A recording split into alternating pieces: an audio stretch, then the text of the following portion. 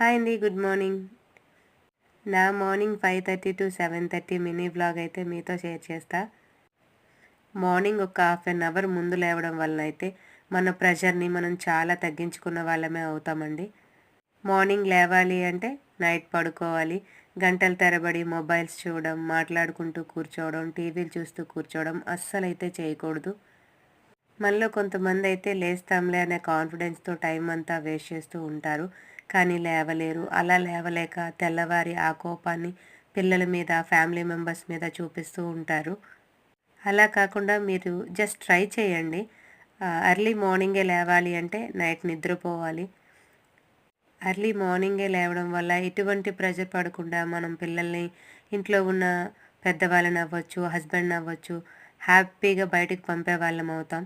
లేదంటే ఆ ఫ్రస్ట్రేషన్ మొత్తం మన పైకే వస్తుంది. ఓకేనా మరి?